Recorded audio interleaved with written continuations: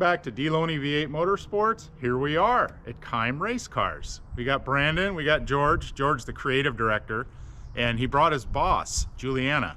So we're gonna do a quick tour, walk around, show you some cars. We're gonna talk to Brandon, find out what he's all about. I like this place, it's a cool shop for sure, but there's also a palm tree, and I love palm trees. So it's gonna be a good day. Stay with us.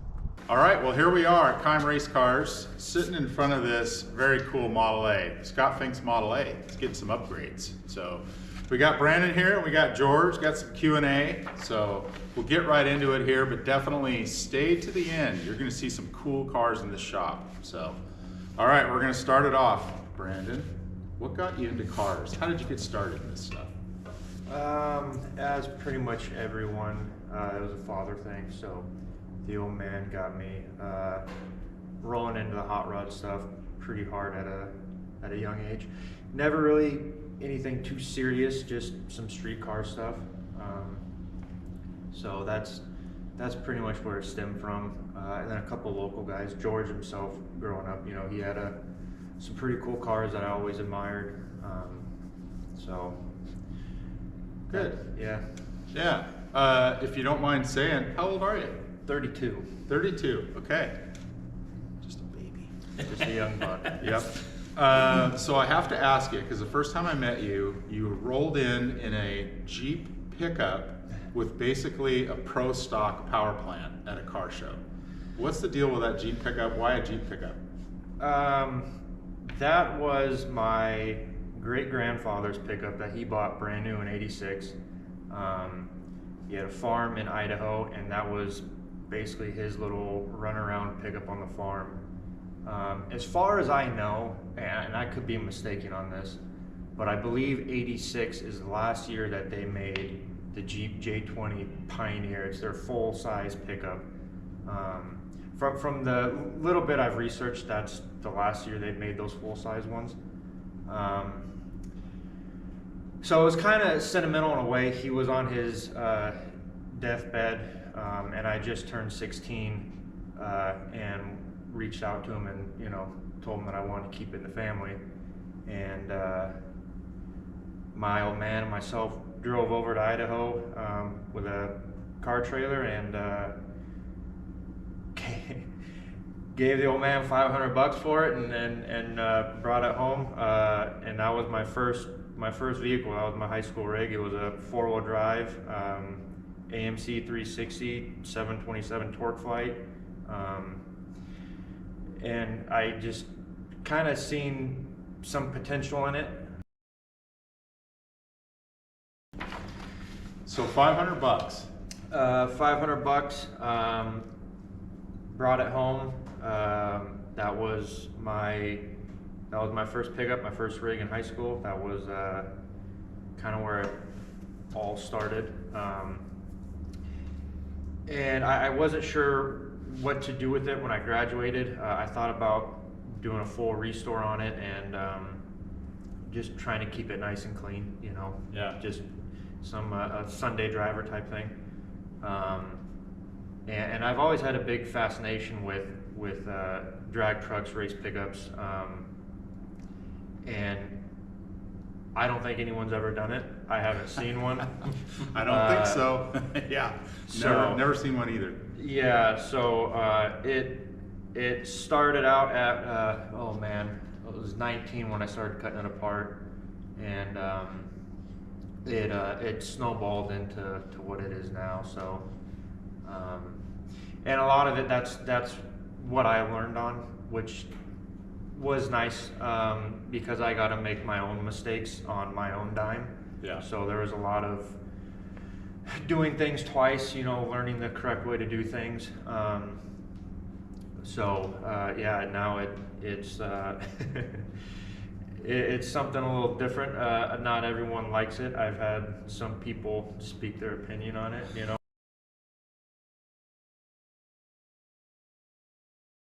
Why would you ruin something like that?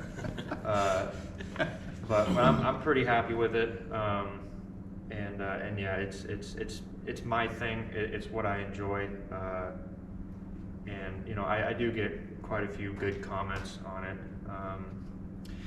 So yeah, it was a big snowball. Yeah, it's so in the comments, was that the last year for those pickups? Any Jeep experts, let us know. This thing is not aerodynamic. It's probably not that light. It is very extreme.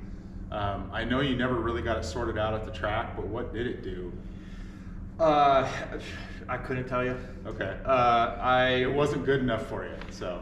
Well, I'm not gonna name drop any names, but I paid a decent amount of money to have a 632 built for it, and I was up first time at the track, actually trying to do some minor test hits and my NHRA license at the same time. Yeah. So obviously, you know, your burnouts, your stage, your 60-foot, yada yada yada for your license. Yeah. I think I got to the third pass and it kicked the rod out of the pan. Fresh motor, fresh motor. Yeah. So when that happened, it snowballed again, you could say. So. All right, so that's the Jeep pickup. So for the shop, and obviously we're going to show some of his specialty, but what would you say is your specialty? What do you deal with?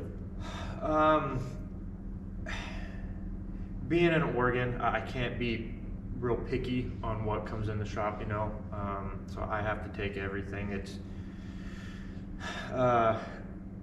I would like to say tube chassis stuff. I really enjoy building full tube chassis cars. Okay.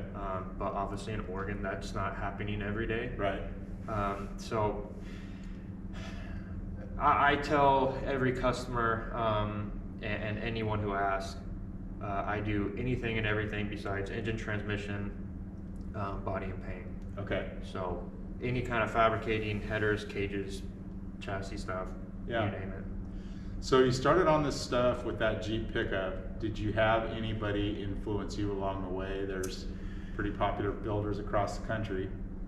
Yes. The first one I would say would be Steve Tepper. He was a big influence on me. Local guy in Salem, has a speed shop.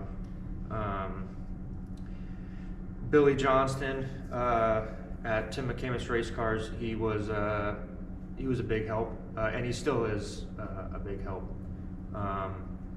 And Kerry Vanderbeck, he helped me out a lot on you know, when I first started the business. He showed me a lot of in and outs, do's and don'ts type stuff. So pretty Nice. much those three guys I have to thank, you know, a lot. Yeah, good.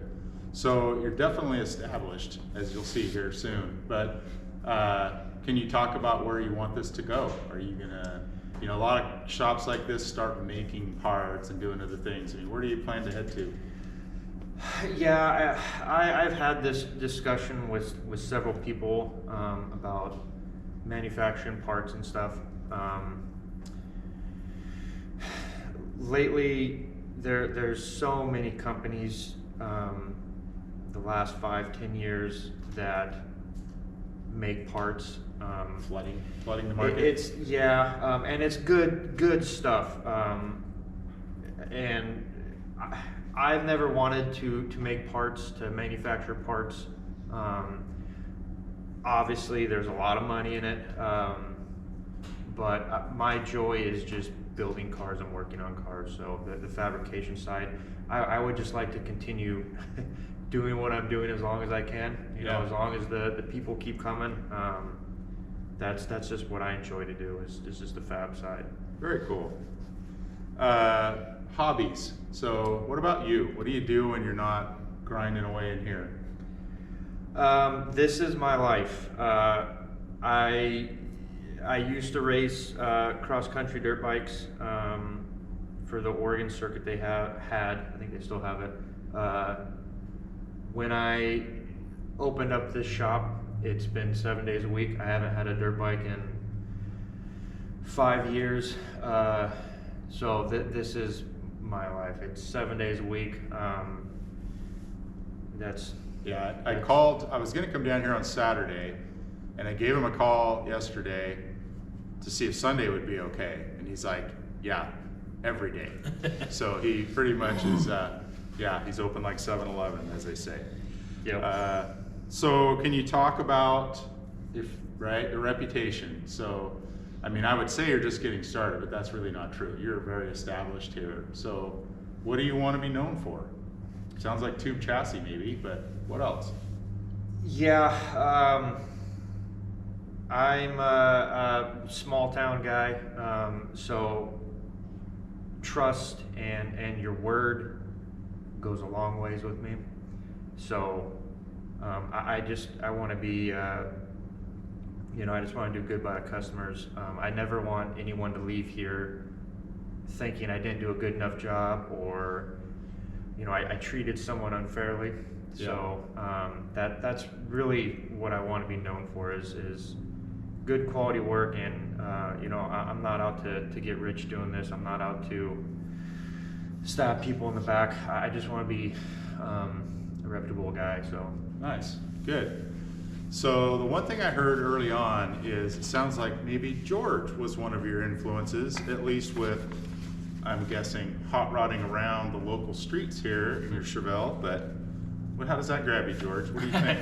Yeah, I mean, I remember, you know, Brandon, you know, growing up and stuff, but it's kind of interesting. When my dad and I first moved to Oregon, my dad had a green 70 Chevelle, and his dad actually stopped by the house to take a look at it, to talk about buying it. I remember his dad had it was like a short wide Chevy pickup, square body, and I remember it said 350 SS on the quarter panel, or on the bedside, you know, and that's my earliest memory of the Keim family. And then, you know, growing up, I, you know, met Brandon and his brother, and it's pretty cool, you know. And then obviously the Jeep story, you know, I remember when we were out at the 4th of July deal with the neighbors, when he brought the Jeep out, and you guys had never seen it before, and I'd heard about it, I never saw it in person, and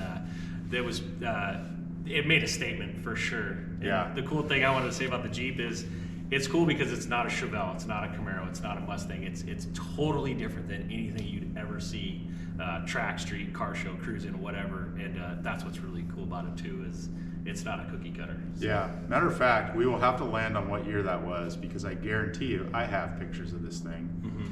Because we were at George's neighbor, Dale, has a 4th of July barbecue every year. You've seen it on the channel if you're a follower, because there's a lot of burnouts that happen at the end of that 4th of July party. And some of those videos are pretty popular, but I'm sure I have pictures of that pickup from that day. And yeah, we're standing there all lined up for this barbecue, and here comes this Jeep pickup, and it's loud and nasty. I'm not kidding you. It basically seemed like a pro stock setup in this Jeep, and it was on the ground. It was cool. So, all right, well, that's the Q&A. We're gonna do some walk around and talk about some of the cars here. Stay tuned for this. It's gonna be good. Stay with us.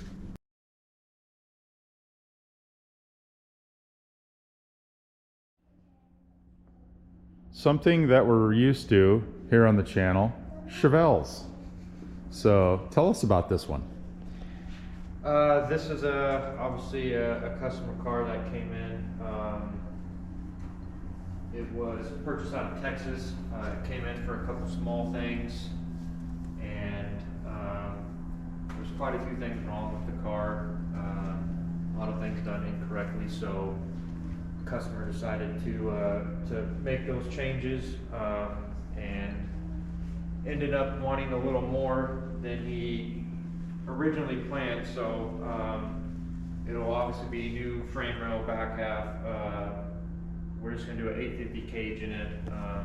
It's got a new housing in it. Some 10 work, some carbon tubs, and we'll build a set of exhaust for it, and it'll be on its way. Nice. All right.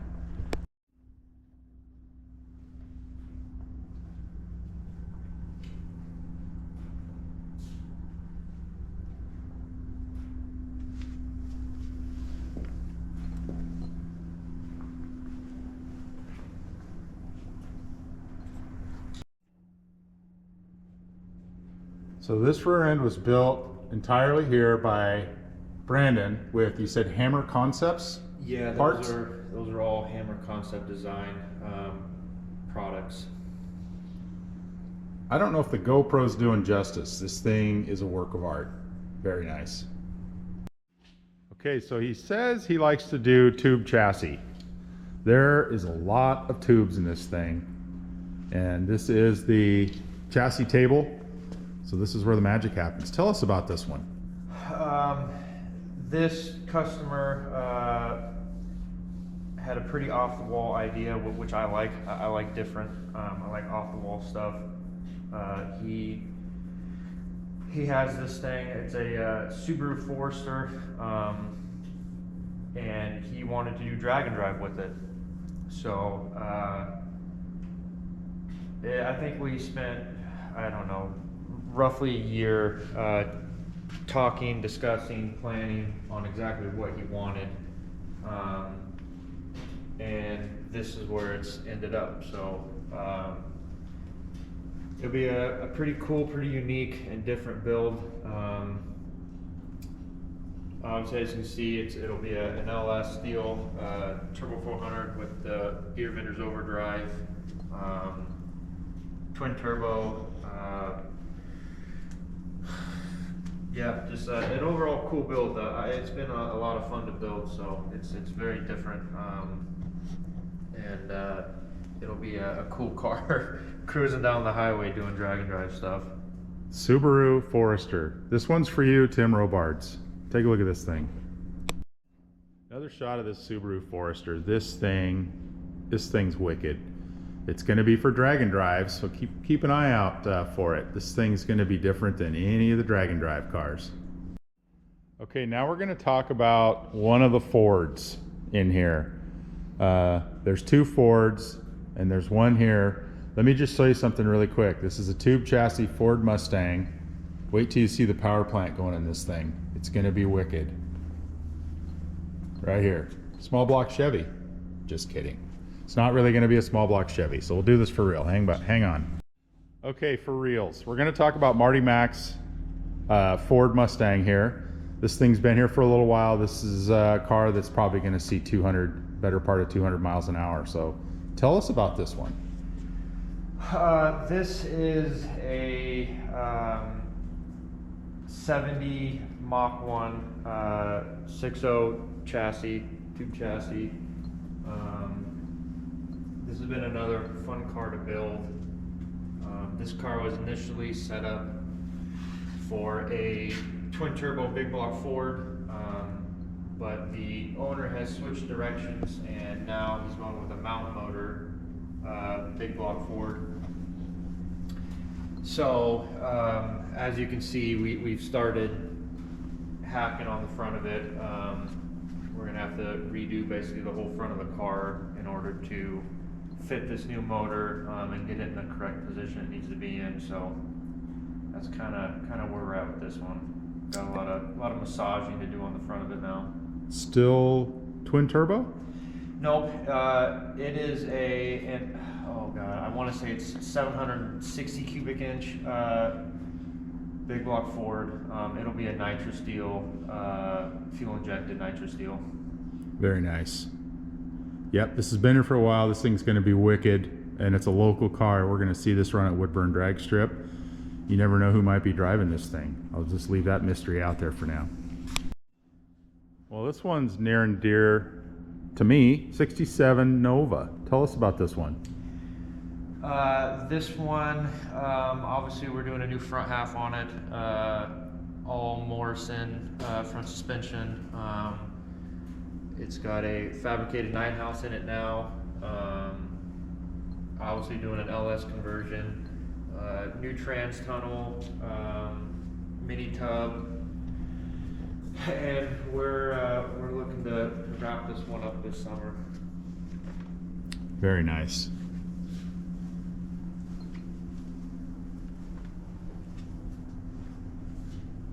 All the parts are there, and it's just weird to see a Subaru Forester hood in a shop like this. I can't get over that. Another shot of the 67 Nova. The tunnel work, the inside, very nice. And love seeing that old Chevy steering wheel and the stock door panels. Looking street, but it's going to run racy.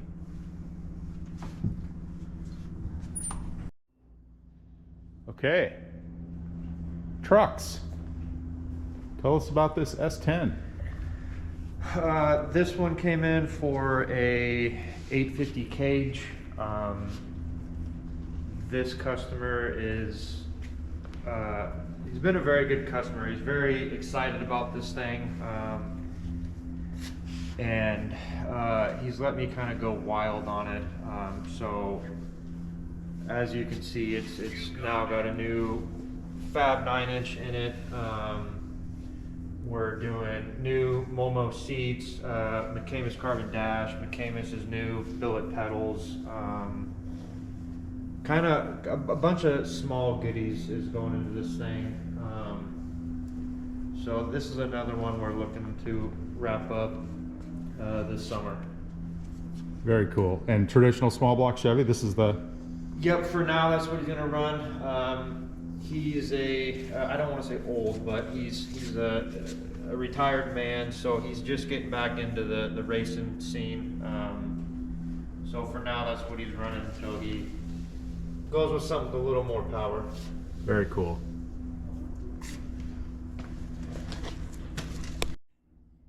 Real deal Tim McCamus parts here. Very nice stuff. Art. We're going to take a look at this McCamus Carbon Dash for this S10 pickup.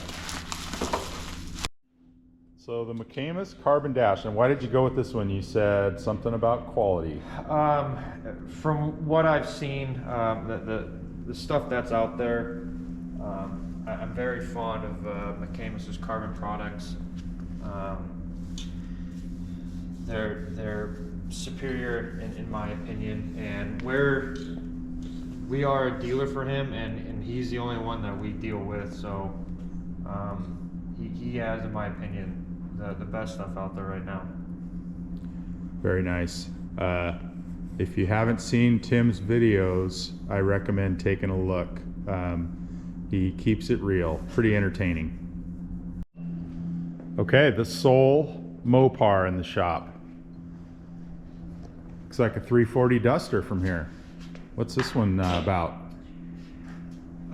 This one came in, was a small job. He wanted to do a couple small things and basically turnkey this car. It has a new small block Mopar stroker. Now it's, as you can see, it's new inner fender wells, Morrison front suspension. We still are going to turnkey it, obviously. Doing all new brakes all the way around, power rack, and as far as I know, we are going to be putting a Tremec 5-speed in it. I believe a TKX is going in this thing. That is approved. Very cool. Stick car. Yeah, nice parts for this thing. Yeah, that's all obviously the old brakes. I haven't got to put the new Willwood stuff on it yet. Very cool. That's a nice car. All right, I'll do the best I can. There's a truck on the ceiling in this shop. So tell us about this one. This is my brother's S10, one we started on a couple years back. It is up there right now, not just for shop art. I get that a lot. People like to comment just saying it's shop art, but he's focusing on building another race car at the moment. So we're planning on getting this one back down on the ground and start trying to get it wrapped up next year or two. That'd be a good prank. Sure, I'll store your truck, Yeah. brother. Come and get it. Yeah. He didn't even know it was up there. He showed up one day and I grabbed the forklift, brought it in here and chained it up there, and he was looking around going, dude, where the hell is my pickup?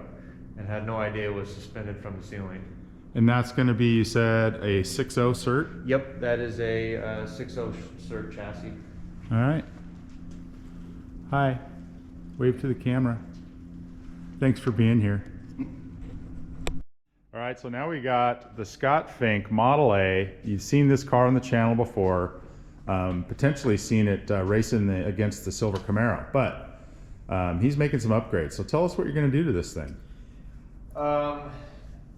We are just going to do an 850 cage in this thing.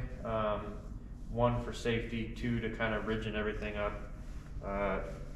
It sounds like it's kind of a wet noodle at the top end, so we'll make this thing stiffer and obviously safer.